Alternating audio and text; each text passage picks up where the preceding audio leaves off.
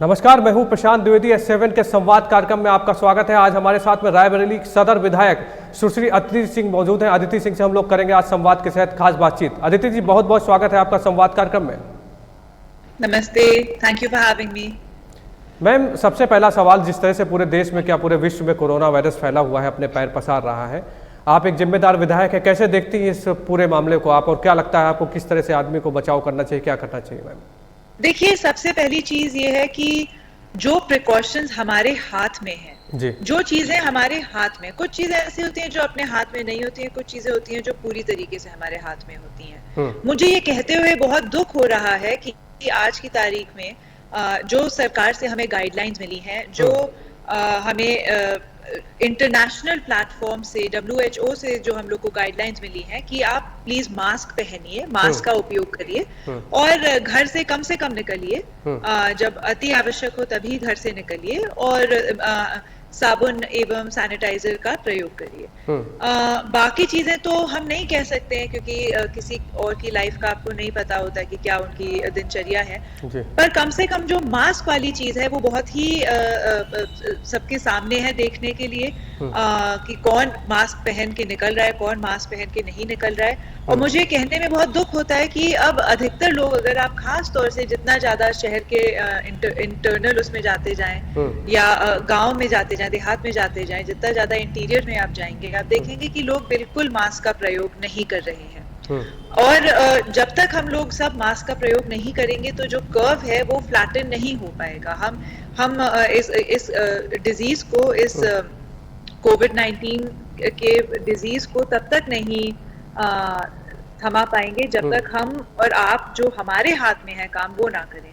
हमारे जैसे रायबरेली जिले से मैं हूँ, अभी कुछ ही टाइम पहले मेरे CMS से बात हो रही थी और मेरे ख्याल से लगभग 4 डॉक्टर्स हमारे यहाँ के ऐसे हैं जो अब तक इस डिजीज से प्रभावित हो चुके हैं, जिनको ये डिजीज हो चुका है, और अन्य बहुत सा ऐसा मेडिकल स्टाफ है जिसको ये हो चुका है हमारे अपने जिले में। तो ये बहुत ही गंभीर समस्या है और अगर आप किसी से भी हेल्थ एक्सपर्ट से बात करें, what we can do at the ground level, कम से कम हमें अपनी इकोनॉमी को सपोर्ट करने के लिए, अपनी मेडिकल व्यवस्था को सपोर्ट करने के लिए जो हमारे हाथ में है, कम से कम हमको उतना तो करना चाहिए। मुझे खुद बिल्कुल शौक नहीं है मास्क पहनने का, मैं मानती हूँ बहुत घुटन होती है, मैं मानती हूँ बिल्कुल कंफर्टेबल नहीं है, पर हमको ये चीज अपने मतलब एक जिम्मेदारी समझ के, हमें अपनी सार्वजनिक सोशल जिम्मेदारी समझ के पहन के ही निकलना चाहिए। ये मेरी सब लोगों से अपील भी है और यही मुझे इस बात की ही थोड़ी सी मुझे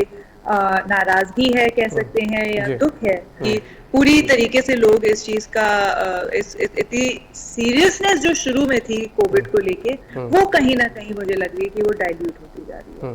मैम, भारत के प्रधानमंत्री और उत्तर प्रदेश के मुख्यमंत्री लगातार लोगों से अपील कर रहे हैं। जिस तरह से आपने देखा कि अभी सैटरडे संडे को क्लोज किया गया, कहा गया कि कोविड-19 को देखते हुए आप अपने घरों में रहें, सुरक्षित रहें, बहुत जरूरी काम हो तभी बाहर निकलें।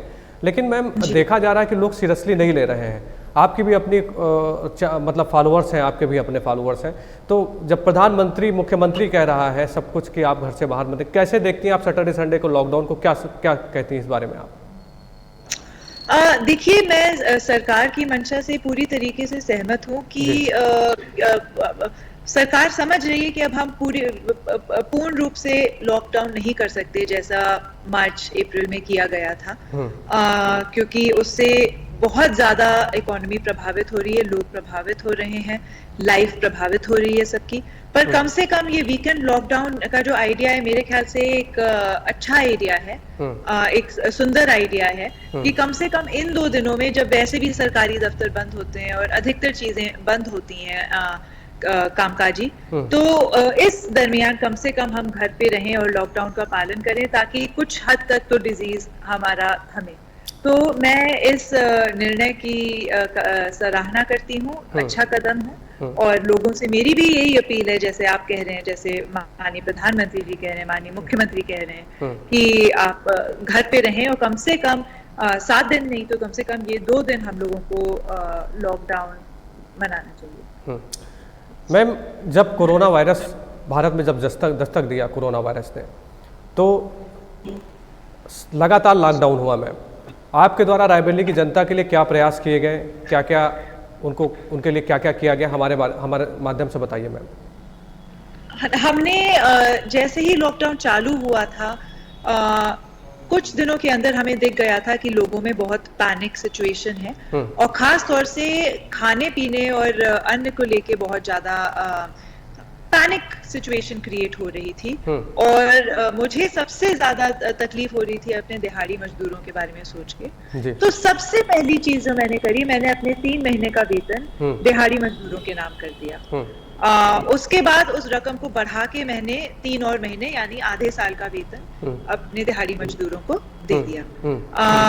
साथ ही साथ हमने 8 जनता किचन चालू करे थे शहर के अन्य हिस्सों में, अन्य भागों में हमने 8 जनता किचन चालू करे थे, जहां उसको हमने नाम दिया था जनता रसोई, कम्युनिटी किचन से, जहां डेली हम लोग ज्यादा से ज्यादा खाना बनवाकर पूरे मोहल्ले में अपने कार्यकर्ताओं के माध्यम से बंटवाते थे। ये हमने जो लोकेलिटीज हैं वो चयन करी थी बेस्ड ऑन जो सबसे शहरी क्षेत्र में जो सबसे बैकवर्ड लोकेलिटीज हैं, जहां सबसे गरीब और खास तौर से दिहाड़ी मजदूर रहते हैं। देखिए, किसान जो होता है, किसान छोटे से छोटा भी होता है, उसके पास इतना अन्न होता है कि वो अपना थोड़ा बचा रखता है और फिर उसके आगे जो भी उनका बचता है वो सेल कर देते हैं। तो ज्यादा दिक्कत मैं ऐसा नहीं कहूंगी, ऑफ कोर्स किसानों को बहुत दिक्कत आई थी, पर मेरा मानना है किसानों से भी ज्यादा दिक्कत आई थी दिहाड़ी मजदूर को, जो डेली कमाने खाने वाला व्यक्ति है, चाहे वो जैसे आप रिक्शा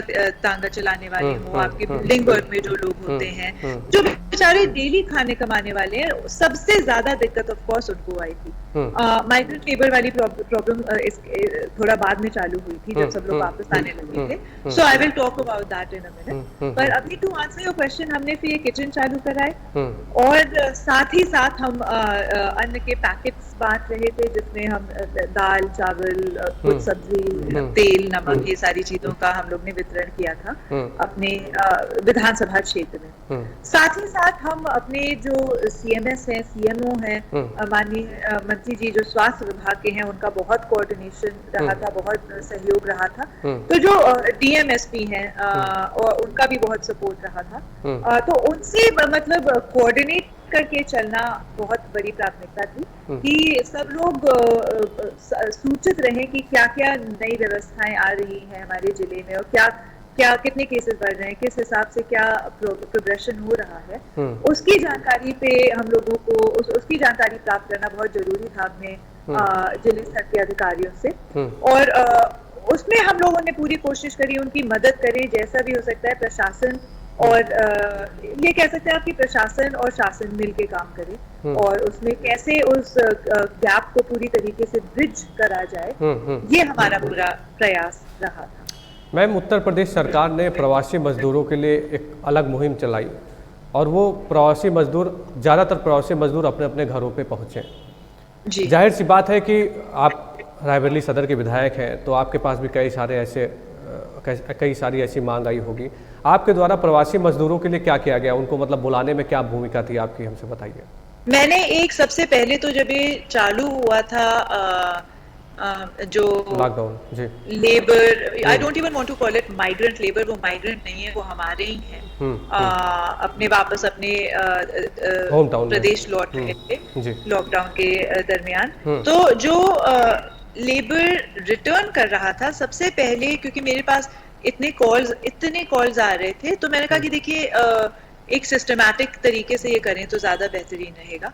मैंने एक स्प्रेडशीट बनाई थी और जिसमें मतलब काफी सिंपल सा था, जिस भी आदमी के हाथ में फोन है वो उसको यूज कर सकता था, जिसमें मैंने सब लोगों से भरवाया था कम से कम अपने जिले के लिए कि कौन किस प्रदेश में है और कहाँ तक वापस लौटना चाह रहा है, यानी कहाँ से कहाँ तक आपको अपना सफर तय करना है, उसकी जानकारी एवं नाम, नंबर और कितने लोग हैं उनके परिवार में उनके साथ जो आ रहे हैं, कितने राही हैं, और उन सब की एक सूची मैंने बनवाई थी जो मैं डेली अपडेट करती थी। और उसको फिर मैं डेली बेसिस पे जो अधिकारी रिस्पॉन्सिबल थे, जिनको ये जो नोडल अधिकारी जिनको जिम्मेदारी दी गई थी सबको वापस घर लाने की, उनको मैं डेली व्हाट्सएप और ईमेल के माध्यम से वो सूची पहुंचा देती थी कि देखिए ये मेरी अपडेटेड सूची है, इतने लोगों का आज मेरे पास कांटेक्ट आया है कि ये लोग इस प्रदेश में हैं या इस प्रदेश में हैं और वापस इस जिले तक पहुंचना चाहते हैं। उस स्प्रेडशीट से मुझे बहुत लाभ हुआ था क्योंकि डेली मेरी टीम रात को अपडेट करके, मान लीजिए 500 लोगों ने भरा, वो हम डायरेक्टली ईमेल कर देते थे डिपार्टमेंट को और व्हाट्सएप में स्वयं जो अधिकारी थे उनको व्हाट्सएप कर देती थी कि काइंडली इन लोगों से संपर्क कर लिया जाए। और उन लोगों को मैं फेसबुक लाइव के माध्यम से मैंने उनको समझा दिया था कि देखिए यहाँ की ये प्रक्रिया है जो मैं कर रही हूँ, आपकी करने वाली प्रक्रिया ये है कि जो भी आपका थाना है या जो भी आपका वहाँ मान लीजिए तहसील है या थाना है या सबसे करीबी आपकी जो सरकारी व्यवस्था है, वहां जाके आप उनको सूचित कर दें कि हम वापस जो श्रमिक ट्रेन आप चला रहे हैं, बस चला रहे हैं, इनके माध्यम से यहाँ तक पहुंचना चाहते हैं। तो ये मैंने अपनी जिम्मेदारी समझी कि कम से कम जो यूपी वाला काम है और यहाँ अधिकारियों से कोऑर्डिनेट करना, कांटेक्ट करना, वो मेरी जिम्मेदारी है। और जैसे आप देख रहे हैं इस पूरी प्रक्रिया में जो मैंने आपको समझाया है, आपको आइडिया लग गया होगा कि टेक्नोलॉजी का कितना बड़ा रोल था इसमें। बिल्कुल। भारत के प्रधानमंत्री भी देखिए डिजिटली बात करते हैं, डिजिटल के बारे में बताते हैं कि किस तरह से भारत डिजिटली आगे बढ़ रहा है और S7 भी इसीलिए डिजिटल माध्यम से आपके पास पहुंच रहा है, जनता के पास पहुंचने का प्रयास कर रहा है। जाहिर सी बात है कि भारत के प्रधानमंत्री ने जिस तरह से डिजिटल देश को बना दिया, उसी तरह से हम लोग भी प्रयास कर रहे हैं। आपका भी प्रयास सराहनीय था मैम। बिल्कुल भैया, पर पहली बार मतलब मुझे कोविड में पता चला, बेशक उसके पहले भी हम हमेशा लोगों से जुड़े रहते हैं वाया सोशल मीडिया प्लेटफॉर्म्स, पर कोविड के टाइम भाई साहब मुझे पहली बार एक्चुअली समझ में आया कि वाओ दिस इज टेक्नोलॉजी। कितने सारे लोगों से मैं बात कर पाई, कितने सारे लोगों को दिलासा दिला पाई कि आप वापस घर आ रहे हैं, चिंता ना कीजिए। कितने सारे लोग वापस आ पाए इस माध्यम से, मतलब it was the best of technology. तो बहुत ही वाज आई ओपनिंग। जी मैम, एक आप राजनेता हैं और जाहिर सी बात है कि आपकी पृष्ठभूमि भी राजनीति में रही है। पिताजी भी आपके रायबरेली के सदर विधायक रह चुके हैं, स्वर्गीय अखिलेश सिंह जी, जिनकी समाज सेवा और जिनके चर्चे हर जगह पर हैं। हमें बताइए कि एक राजनेता होने के कारण जब आप इस तरह के काम करती हैं तो कितना सुकून महसूस करते हैं? जब आप रात में आप अपने बिस्तर पर जाते होंगे तो कितना सुकून महसूस करते हैं? कुछ शेयर करिए हमसे कि क्या अनुभूति होती है उस समय आपको जब आप इस तरह से काम करके रिलैक्स होकर बैठते हैं तब? नहीं, इसीलिए तो हम ये काम करते हैं भाई साहब। अपने परिवारों से अमूमन दूर रहना पड़ता है। हमें भी अपनी जान का डर होता है। जैसे कोविड के समय मैं निरंतर बाहर थी, अपनी जनता के बीच में थी, और मेरे हस्बैंड जो MLA हैं पंजाब से, वो भी बाहर थे। तो ऐसा तो है नहीं, हम दोनों को अपनी जान के लिए डर लगता है, हमारे परिवारों को हमारी जान के लिए डर लगता है। हम दोनों ने अपने पापा लोग खो दिए हैं, तो हम समझते हैं what it's like to lose. हमने जीवन मरण बहुत करीबी से देखा है, मेरे पति ने भी और मैंने भी। उनके फादर साहब भी एक्सपायर हो गए थे जब वो महज 19 साल के थे, और मेरा तो आप जानते ही हैं, पिताजी पिछले साल एक्सपायर हुए हैं। तो डर लगता है। मैं भी क्षेत्र में रहती थी, अंगद भी क्षेत्र में रहते थे, मेरी मम्मी बहन भी क्षेत्र में रहती थी। सबको अपनी लाइफ के लिए डर लगता है, पर फिर एहसास होता है हमको भी कि हमने इस चीज के लिए शपथ ग्रहण करी है। हमने अपनी जनता के लिए काम करने के लिए, अपने जनता की सेवा करने की हमने शपथ ली है। We are under constitutional oath to work for our people, to protect our people. तो ये सोच के फिर मतलब हमें तो यही हमारे पिताजी ने शिक्षा दीक्षा दी है और यही तालीम हमें प्राप्त हुई है कि ड्यूटी कम्स बिफोर अस। सबसे पहले ड्यूटी आती है और हमारी सबसे पहली प्राथमिकता है, हमारी पहली ड्यूटी है हमारी जनता का कल्याण। तो वही सोच के हम आगे बढ़ते हैं और बहुत बहुत अच्छा लगता है कि मुझे मेरी जनता ने सेवा का मौका दिया है, ये सोच के कि विधायक जी की बेटी है। मेरे पिताजी ने बहुत प्यार कमाया लोगों का, और वही प्यार मेरी जनता मुझ पे बरसाती है। तो इतना तो मुझे करना ही पड़ेगा अपनी जनता के लिए, जितना मुझे इन रिटर्न उनसे मिला है। जी मैम, मैं एक बात समझना चाहता हूँ आपसे कि जब से आप विधायक बनी हैं, क्योंकि एक अच्छा खासा समय हो गया है, विकास कार्यों को लेकर क्या भूमिका रही है आपकी, और क्या क्या विकास कार्य, कुछ ऐसे विकास कार्य हमें बताइए कि जो मील का पत्थर साबित हो, उस बारे में हमारे दर्शकों को बताइए मैम। सबसे मेरी बड़ी जो आप कह सकते हैं अचीवमेंट थी कि इस बार हम नगर पालिका जीत के आए, और शहरी क्षेत्र में अधिकतर जो विकास कार्य होते हैं वो देखिए विधायक निधि बस 3 करोड़ होती है जी। 3 करोड़ अब हुई है, पहले 2 थी फिर 2.5 हुई, ऐसे बढ़ा के माननीय मुख्यमंत्री जी ने अब उसको बढ़ाया है, तो उसमें आप बहुत कम विकास कार्य करा सकते हैं। मेन जो मैं कहूंगी जो मैं काम करा पाई हूँ वो है नगर पालिका से शहरी क्षेत्र में, और देहाती क्षेत्र में अनफॉर्चुनेटली इस समय हमारे पास जिला पंचायत नहीं है, क्योंकि जिला पंचायत से काफी ग्रामीण सेक्शन के जो काम होते हैं, ग्रामीण एरिया के जो काम होते हैं जिला पंचायत विभाग से होते हैं। पर फिर भी मैं अपने प्रयासों से और सब लोगों के सहयोग से कुछ स्कूल ला पाई हूँ अपने क्षेत्र में, काफी पंचायत भवन ला पाई हूँ, मुख्य सड़कों का निर्माण करा पाई हूँ, अधिकतर निधि मैं अपनी पानी की टंकियों में, हैंडपंप में और इलाज में देती हूँ। कोई भी गरीब अगर मेरे दरवाजे आता है तो मैं इलाज की उसको पूरी व्यवस्था कराती हूँ, चाहे वो अपनी निधि से, चाहे वो माननीय मुख्यमंत्री कोष से, और चाहे जेब से। और कुछ ऐसी चीजें हैं जो हम अपने एनजीओ के माध्यम से करते हैं, जो हमेशा करते आए हैं, जैसे गरीब लड़कियों की शादी में मदद, जो मेरे पापा ने हमेशा किया है। हर जाड़े हम बुजुर्गों के लिए मोतियाबिंद के केंद्र चलाते हैं, मोतियाबिंद के मोतियाबिंद ऑपरेशन के हम लोग शिविर चलाते हैं, और उसके साथ ही साथ अब हम बढ़ के किसानों के साथ काम करते हैं, नाबार्ड के साथ काम करते हैं, जिसमें हमने फार्मर प्रोड्यूसर कंपनीज बना रखी हैं, जहां किसानों को सही दाम पे खाद, बीज और अन्य जो फर्टिलाइजर्स, जिन चीजों की जरूरत होती है, उनको हम नाबार्ड से टाई अप करके सीधे उपलब्ध कराते हैं। साथ ही साथ एक बड़ा, अभी मैं कहना नहीं चाहती क्योंकि अभी बस 3 साल हुए हैं, कुछ ऐसे प्रोजेक्ट्स हैं जो पाइपलाइन में हैं, तो I don't want to jinx it, मैं नजर नहीं लगवाना चाहती, पर बहुत मतलब मैं धन्यवाद कहना चाहूंगी जो विभागीय मंत्री जी हैं, कि एक हमारा इंडोर स्पोर्ट्स स्टेडियम था रायबरेली में, जो काफी टाइम से पेंडिंग था, और वो पास हो गया है, और भगवान ने चाहा तो अगस्त तक उसका बजट भी आ जाएगा, तो एक बड़ा इंडोर स्टेडियम, क्योंकि ऑलरेडी हमारे यहाँ एक आउटडोर स्टेडियम है रेडी, और अब ये इंडोर स्टेडियम भी हमारे यहाँ आ रहा है, जिसको लेके मैं बहुत भागी हूँ, बहुत परस्यू करना पड़ा इस प्रोजेक्ट को। पर जैसे आप कह रहे हैं, मेरी भी यही मंशा थी कि देखिए नाली, सड़क, खड़ंजे तो बनते रहते हैं, जी जी जी, पर साथ ही साथ कुछ ऐसी बड़ी चीजें हमारे क्षेत्र में आए, जिससे मुझे भी लगे कि हाँ, मतलब मैंने अपने टेन्योर में ये किया, कुछ किया है। साथ ही साथ जो हमारे जिले की लाइब्रेरी है, जो जिला पुस्तकालय है, उसको मैंने गोद ले लिया है। अच्छा। और अब उसके रेनोवेशन में हम लोग लगे हुए हैं जी।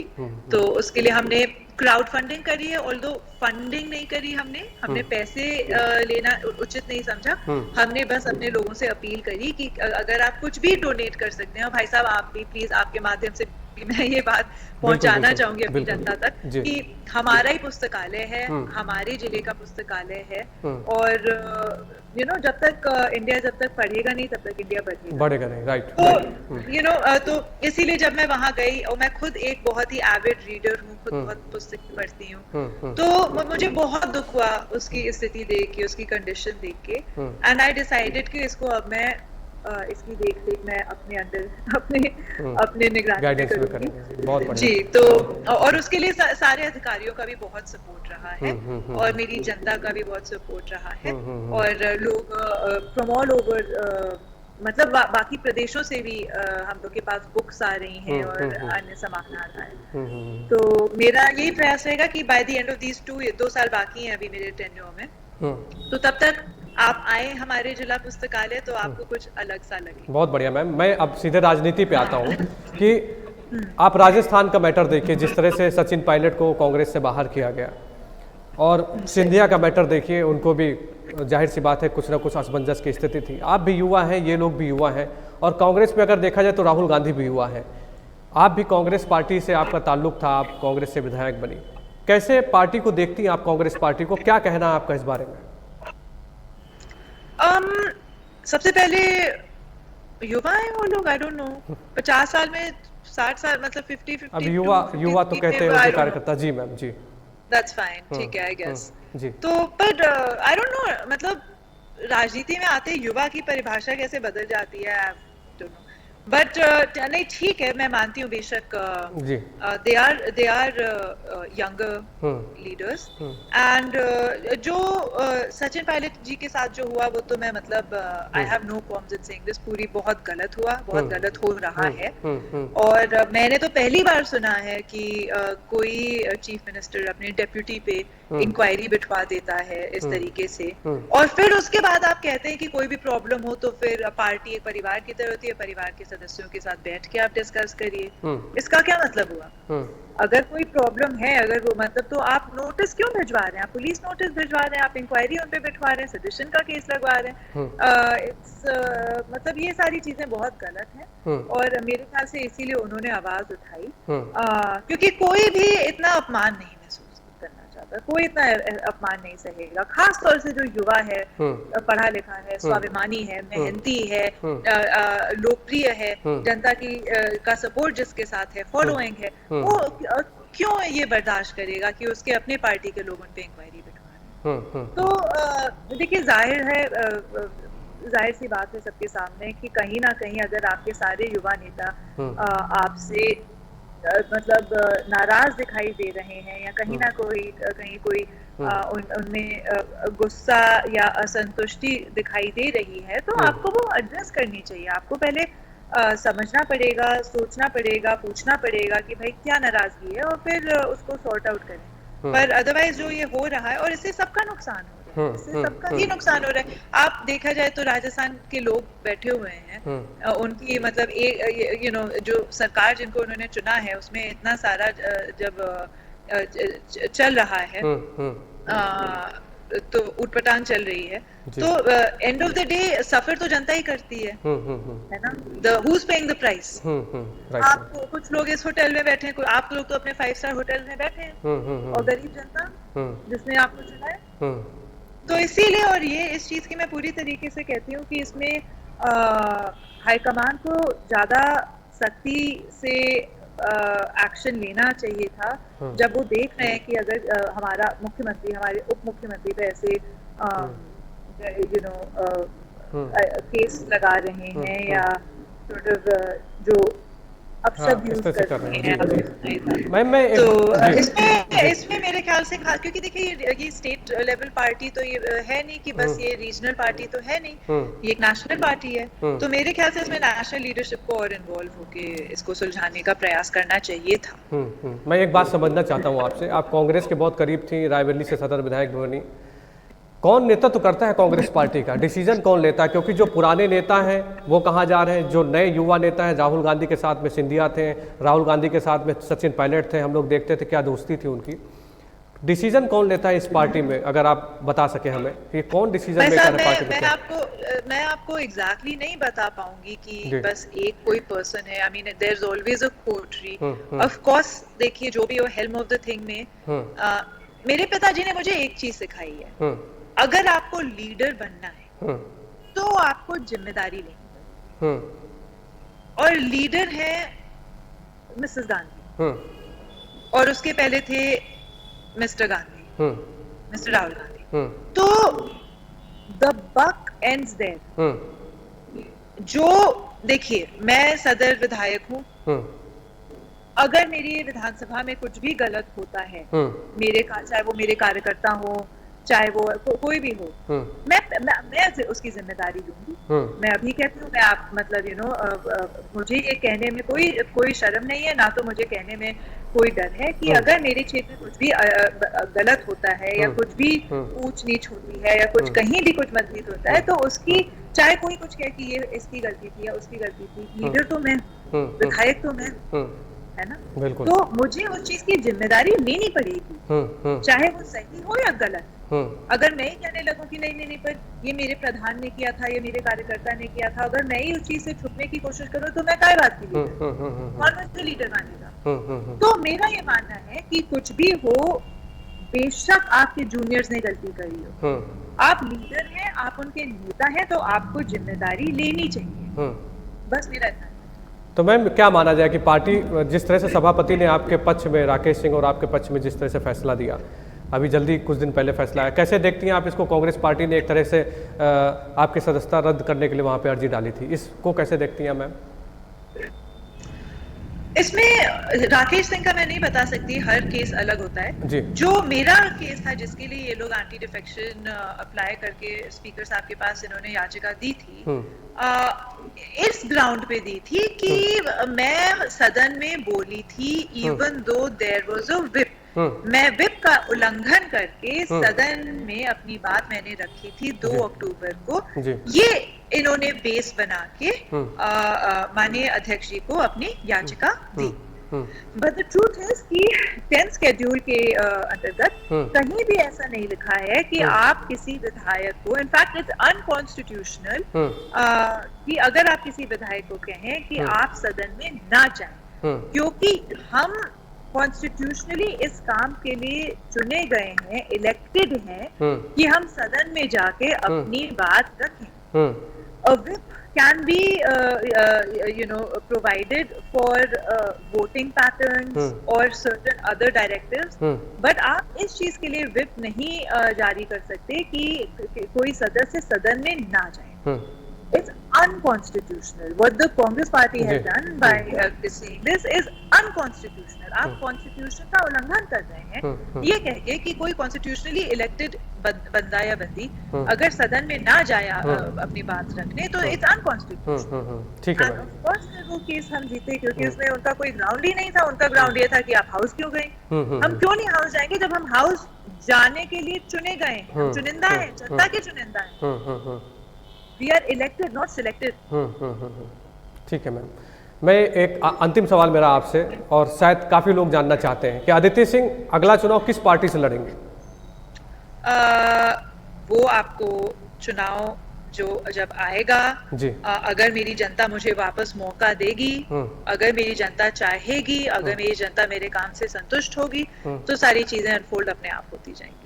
नहीं तो माना जाए मैम जो होर्डिंग्स लग रही है जो इस समय दिखाई पड़ रहा है कि भगवा कलर, मैं कोई होर्डिंग्स नहीं लगवा रही हूँ, मैं ज्यादा होर्डिंग्स वगैरह में विश्वास ही नहीं करती हूँ जी। हमारे लोग होर्डिंग्स लगवाते हैं, मैंने कोई होर्डिंग्स वगैरह नहीं लगवाई। चलिए मैम, आप हमसे जुड़ी, इतना आपने समय दिया, आपको बहुत बहुत धन्यवाद, बहुत बहुत साधुवाद है आपका, और विकास कार्य आप कराते रहे, इसी तरह से आगे बढ़ते रहे। हमारी और S7 के पूरे परिवार की आपको बहुत बहुत शुभकामनाएं।